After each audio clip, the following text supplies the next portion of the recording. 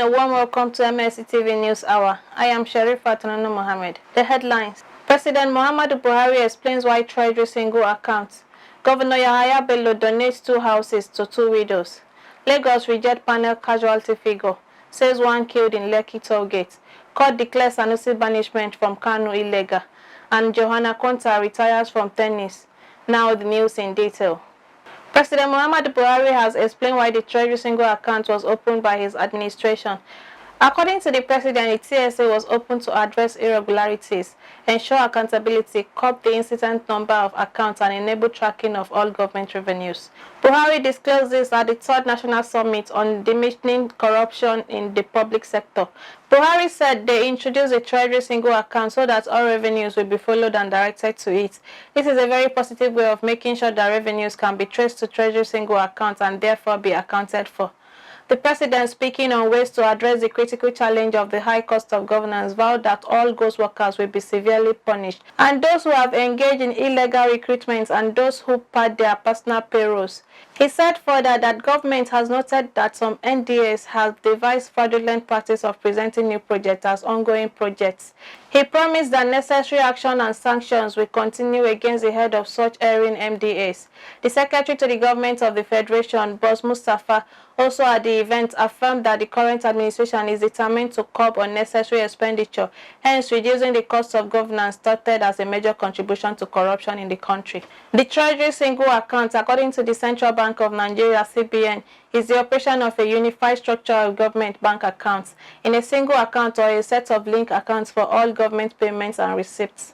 Kogi State Governor Yahaya Bello has donated 2 houses for 2 wives of late Inspector Aminu SALISU'S, who died in active service.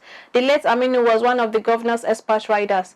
Governor Bello gave the donation at the government house, Lokoja, during the launching of emblem for the 2022 Armed Forces Remembrance Day to honor the fallen heroes. Our reporter has more.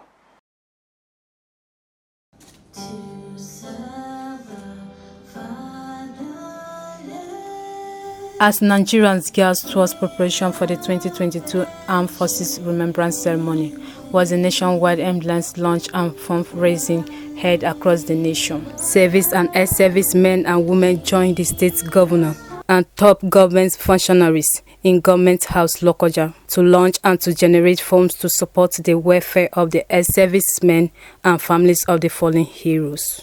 The State Security Advisor Jerry Omodara said the prevailing peace and security in the state is a direct product of the sacrifice and diligent service of the security agencies. State toward the Legion in ensuring that a lot of activities throughout the years, not only the launching and the Armed Forces Remembrance Days, but we are always having resources to execute projects for our fallen heroes. The National Chairman Legion of the Ex-Servicemen, retired Major General A.M. Jubrin, represented by Morinke Harry, commended Governor Yahaya Bello for building a befitting secretariat for the state region. When I went around today, I was so happy for what we've been doing for them. And the Kogi State Chairman even said, you budgeted money for them every month, all the local governments of pensioners. Well done, sir. Thank you very much. The Lord Almighty continue to uphold you. The state region of the ex-serviceman David Salawu appreciated Governor Yahaya Bello for caring for the members of the Legion, pleading for the generous donation to enable it to meet the welfare needs of its members. You are the only governor that takes much care of the veterans in Nigeria. Because of your monthly salvation for them, this is the first of its kind in Nigeria that the national chairman of the Nigerian Legion will send somebody to witness the launching of the emblems just because the governor is known to be lover to the military. Kogi State Governor Yahaya Bello pointed out that the event of the ambulance launch is symbolic, as it signifies the gratitude of the government and people for the sacrifice of the armed forces. Honestly, your sacrifices cannot be quantifiable. A lot of lives have been lost. Many women have been widowed, children turned into orphans. Their breadwinners have left in some cases, unrecognized. So this is a day that we set aside to recognize them and appreciate the great sacrifice that these people are making for us. Noting that it is a moment to reflect on the desired unity and security of the country. Kogi State remains the safest state as far as Nigeria is concerned today.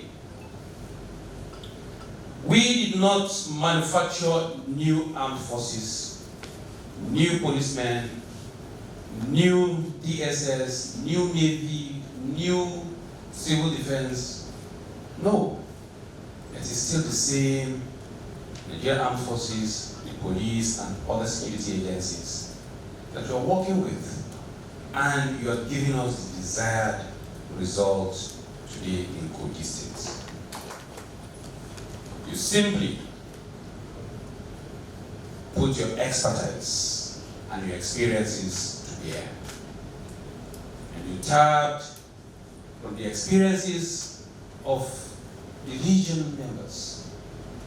You cooperated and you cooperated with the locals, the government, and the people. We are sacrificing so much. We sincerely appreciate you. And as well pondered on the challenges facing the nation's security agencies. He called on various organizations, individuals, and corporate bodies to freely donate into the coffer of the ex-servicemen and families of the fallen heroes. Before this administration, Kogi State exactly know where we were in terms of security. Today, the story is different. So I urge our bankers, all the banks, to donate generously to the Legion.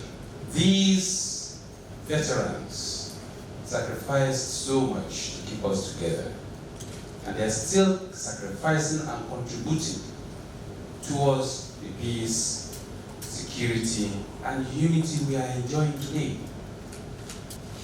I urge each and every one of us, whether as individuals or as governments or as corporate body or as businessmen or even as farmers,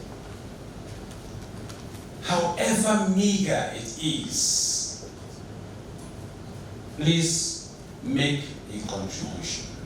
Governor Bello assured the Legion of the ex-servicemen in the state of his commitment to their welfare as he used the opportunity to honor the late Inspector Adamu Salisu, one of his expert riders who died in the course of duty.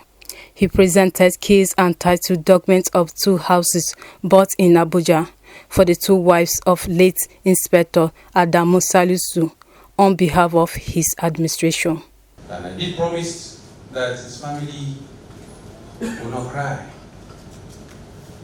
And we did promise that we are going to comfort and comfort the family.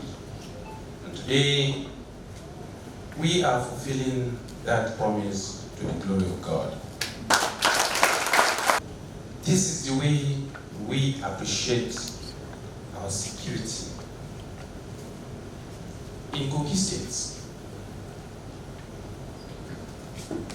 It pains me when I see our uniformed men suffering. Some are about to retire. They don't know where they're going to put their heads. Both in the military, the police, and other paramilitary. Some you see them extorting on the road. You can blame them sometimes. Some of them we would even compromise. You can blame them sometimes.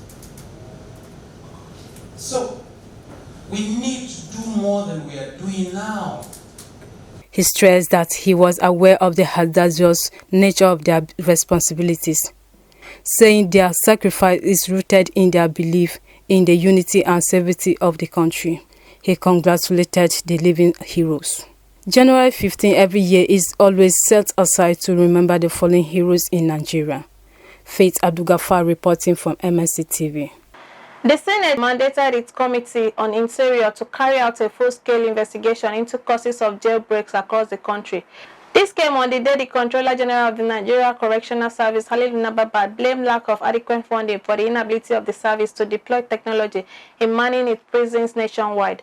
Consequently, the upper chamber resolved to summon the Minister of Interior, Obeni Rauf Arebeshola, the Attorney General of the Federation, Abubakar Malami, and the Controller General of the Nigerian Correctional Service, Halilu Nababa, to determine the status of correctional centers nationwide, with a view to finding out the challenges in order to prevent future occurrence. This formed part of the resolutions reached by the Senate yesterday, following a motion titled Terror Attacks on 2 Communities in Plateau North and Jailbreak at the North Medium Security Correctional Center, Jos, brought to the floor by Senator Stephanos Gyang at plenary. The chamber also commended the judiciary for the recent judgment by the Federal High Court declaring all bandits and insurgents as terrorists, adding that doing so has empowered the military to take appropriate action against them. The Senate thereafter observed a minute silence in prayers for the victims from Tarbe and Dorby community who lost their lives during attacks on the Jos Correctional Center.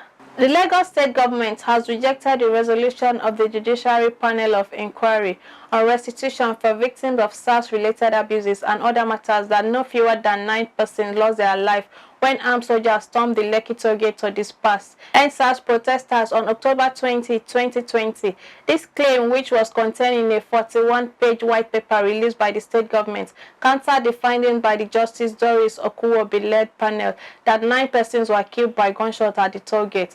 The JPI had recommended that a monument memorializing the lives lost and those injured should be erected at the Lekki toll.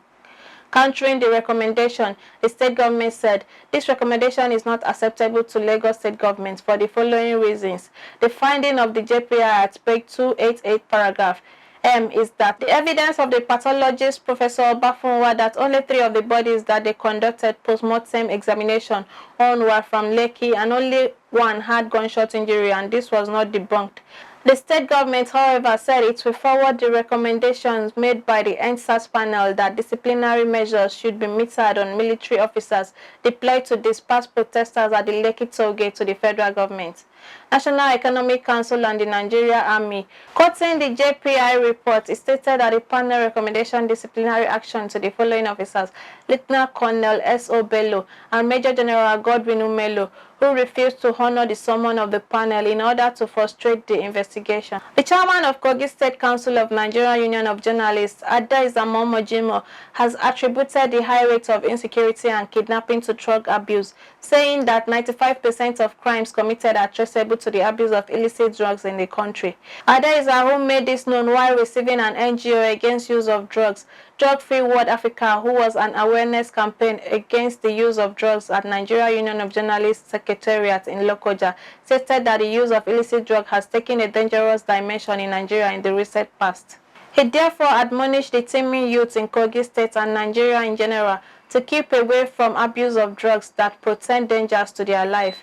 The NUJ chairman also called on parents to keep watch on their words not to associate with drug users, adding that the parents must constantly ask questions about the well-being of their children. The All Progressive Congress members of Obonicha Ward, Ofu local government area, have distanced themselves from Mustafa Muna Audu and some individuals who is in the name of Progressive Youth Movement go against the National Caretaker Committee of the APC party. The Obonicha Ward chairman Peter Onoja, who briefed journalists in Lokoja, said such a group does not exist in their party and has given reasons why Muna Audu also ceased to be a member of the APC. Prince Mustafa Muna Audu has long ceased to be a member of our great party, the All Progressive Congress in Obonicha Ward of LGA. They said Prince Mustafa Muna Audu, who was disqualified by the primary screening committee for the 2019 Kogi State gubernatorial election for failing to meet the basic constitutional requirements, has since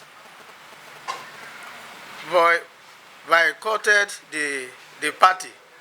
He said most importantly, Muna refused, neglected and failed to revalidate his membership of the party at his polling unit as required of all law-abiding members during the APC nationwide registration and revalidation exercise in 2021, thus allowing his membership to elapse and his name to be struck from the register of the APC at his Obonisha ward of local government of Kogi State. In the light of the foregoing, Prince Mustafa Mona Audu does not belong to the APC, and his activities in the so-called progressive youth movement are unknown and unaccepted to the Ogbonisha ward of LGA chapter of APC. He deplored in strong terms the unwarranted and unlawful attack on the caretaker Extraordinary Convention Planning Committee as the national manager of their party, a position he said has been confirmed and strengthened by every hierarchy of courts in Nigeria, including the Supreme Court. Onaja declared their unwavering support for Buni-led caretaker committee of the national APC party. We further confirm our support for and firm stand as a branch with APC Caretaker Extraordinary Convention Planning Committee CECPC.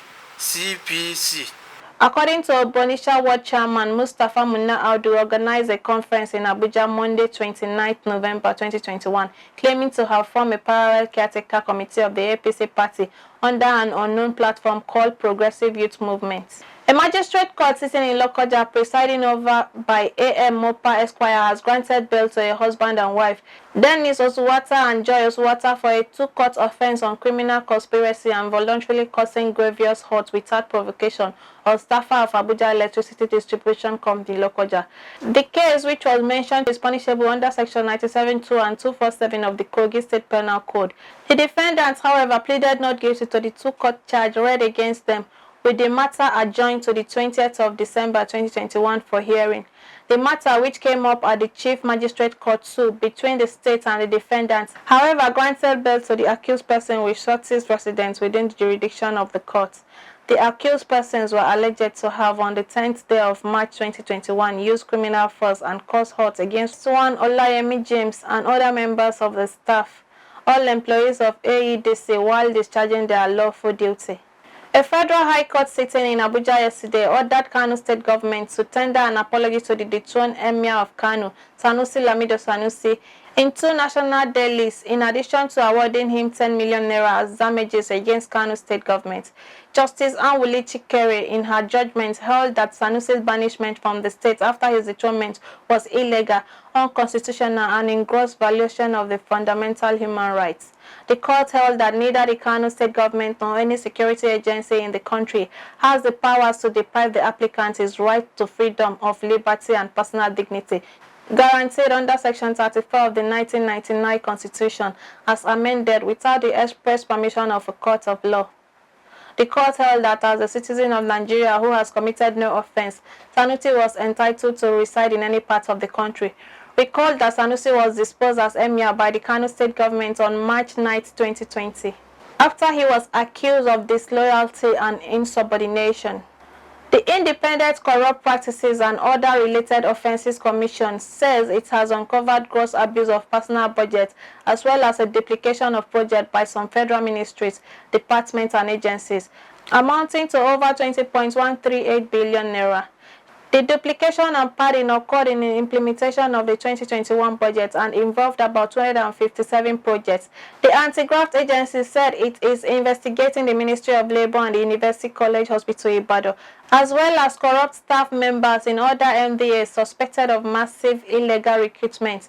ICPC chairperson Bolaji Owasonoye made this disclosure in his welcome address at the 3rd National Summit on Diminishing Corruption in the Public Service and presentation of Public Service Integrity Award, themed Corruption and the Cost of Governance, New Imperatives for Fiscal Transparency.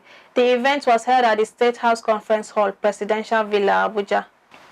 High Chief Raymond Dopesi, a member of the People's Democratic Party Board of Trustees leading the 2023 presidential campaign team of former Vice President Atiku Abubakar, on a mobilization visit to Governor Samuel Ortom of Benue State to seek support for the former Vice President at the PDP convention.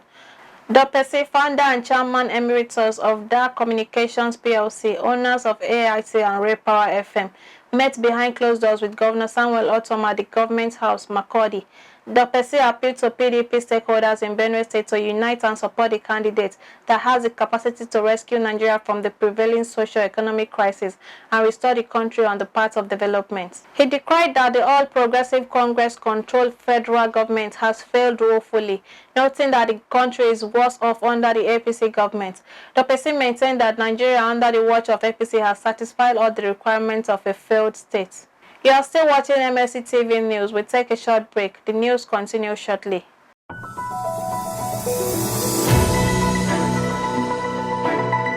Mlc TV Online is here. For your timely and reliable news that reaches you fast with the breaking news, choose MLC TV. Get human interest stories right here on MLC TV. With entertainment, sports, business, culture, tourism, and fashion news stories all featured on MLC TV. Not forgetting political and current affairs news, state and federal government and people's matters will be discussed regularly on MLC TV.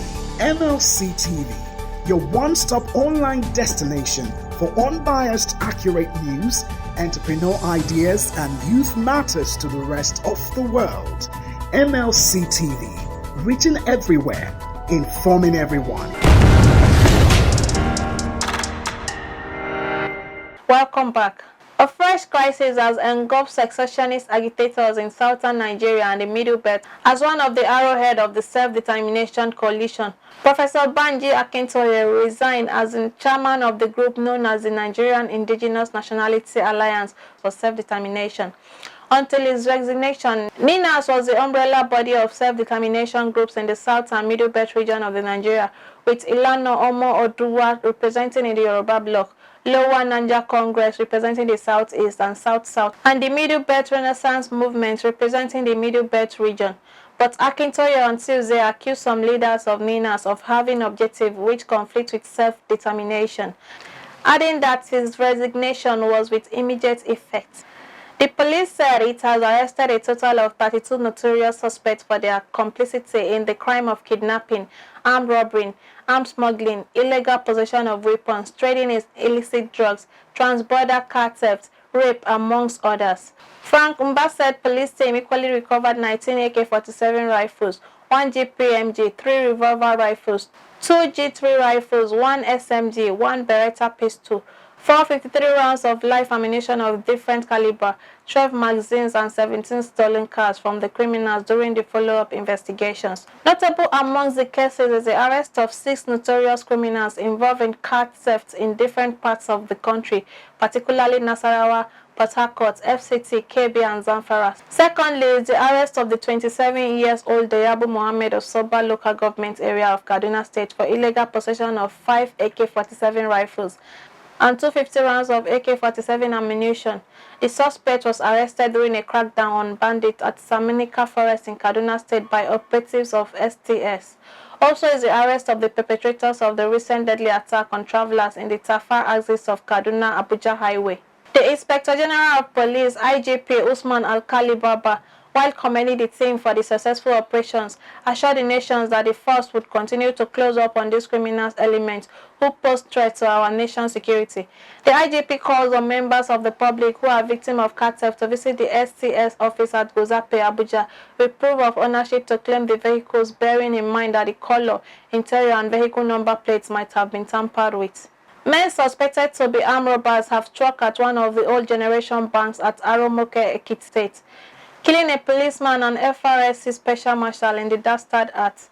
A source who requested anonymity said that the armed robbers stormed the bank through Igede Ado Ekiti Road after workers of the bank had closed. According to the source, the armed robbers blew the main door to the banking hall with explosive believed to be dynamite to gain access to the bank. He also said the special marshal who was in his private vehicle was also not lucky as he ran into the barricade mounted by the armed robbers to prevent access to the area. He was shot and killed when he approached the scene of the incident. The armed robbers escaped through the newly constructed Erigio Ikogusi Road with their loot after the operation, which lasted for close to 30 minutes. ASP Sunday Abutu, the police public relations officer for the police command in the state, confirmed that 2 persons were killed in the attack. More than 20 passengers, including pupils of Medinatu Islamiyya School in Bagua local government area of Kano State, have died in a boat accident. The boat capsized while on its way from Badao village to Barwa town. The deceased students were said to be on their way to attend Maulud, an Islamic celebration held annually to commemorate the birth of the Holy Prophet Muhammad. According to a source in Bagua General Hospital, over 40 passengers, including pupils of the Islamiyya school, were involved in the accident. The source added that about 20 corpses have been recovered so far and deposited at the General Hospital morgue. Now to our foreign news. As cases of Omicron continue to grow around the world from Japan to Reunion Island, Hong Kong widened its ban on non-residents entering the city to include visitors who have been to Australia, Canada, Israel, or 6 European countries in the past 21 days. Non-residents, however, from 4 Southern African nations have already been barred. Amid concern about the gulf between vaccine rates in developed countries and less wealthy ones, China has pledged to donate 600 million doses of its COVID-19 vaccines to Africa. China's President Xi Jinping made the promise in a video speech to the opening ceremony of the China-African Forum on Economic Cooperation in Senegal. He said China would supply 1 billion doses in all. The other 400 million are to come through other routes, such as production by Chinese companies in Africa. Xi said that they need to put people and their lives first, be guided by science, support waiving intellectual property rights on COVID-19 vaccine, and truly ensure the accessibility and affordability of vaccine in Africa to break the immunization gap. President of the Russian Federation, Vladimir Putin, has voiced his criticism regarding the state of the criticism sector at the Russian Calling Investment Forum in Moscow. According to local news outlet LEKKI, the president made the following remarks as translated: "It is not backed by anything and the volatility is colossal, so the risks are very high. We also believe that we need to listen to those who talk about those high risks." Putin called for the greater monitoring and regulation of cryptocurrencies and pointed out that certain countries worldwide are seeing significant adoption of digital currencies. Currently, cryptocurrency regulation is still in its infancy in Russia. Although the government is considering the launch of central bank digital currency, at least 8 federal laws and 5 legislative codes must be changed for the digital ruble to take effect. Furthermore, no regulation exists in the country regarding cryptocurrency mining. In other parts of the former Soviet Union, cryptocurrencies are also rapidly gaining in traction. Let's get updates on sport from Jonah Malik. Over to you, Jonah.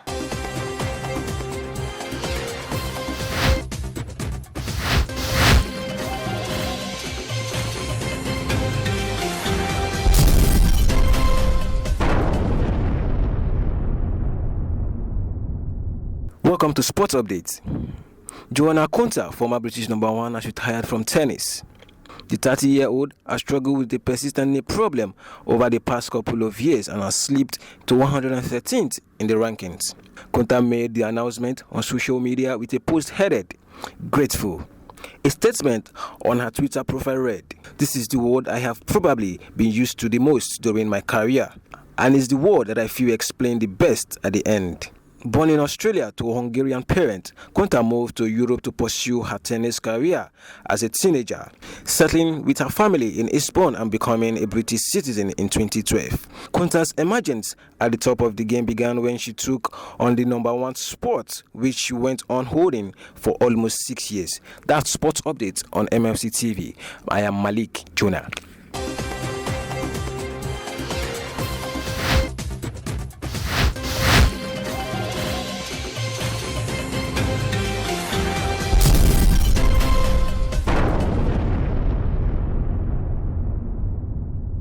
Thanks, Jonah, for the updates on sports. Matthias Ayodeji Peters is standing by for our entertainment news. Over to you, Matthias.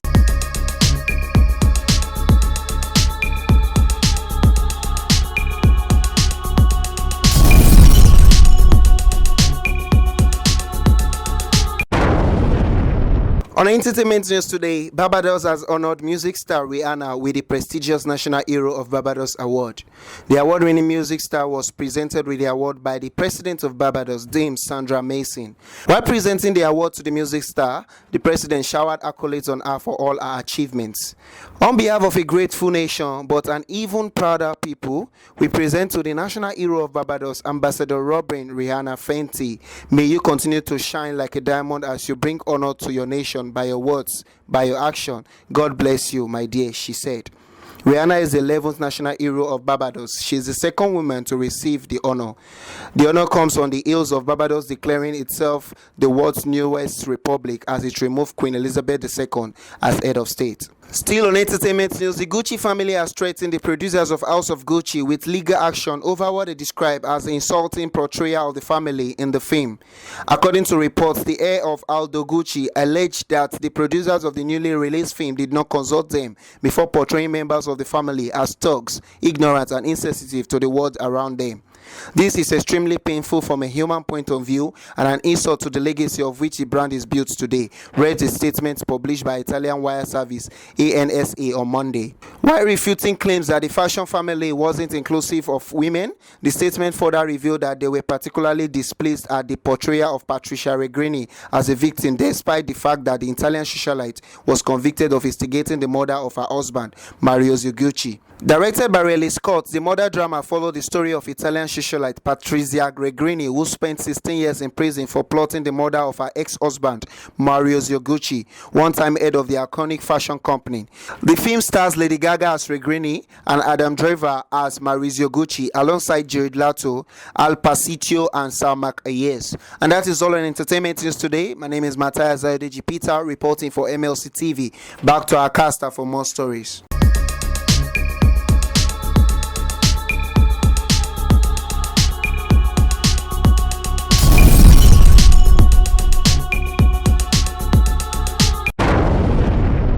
Thanks, Matthias, for the updates. That is today's news package. Do join us tomorrow via this platform. For your event coverage for news, sponsorship, and advert placement, call the numbers displayed on your screen, or visit any of our social media handles to drop your comment for us. Like our Facebook page, MLC TV, Instagram at MLC TV 2021. Subscribe to our YouTube channel, Mlc TV. I am Sharifat Onono Mohammed. Thanks for staying with us.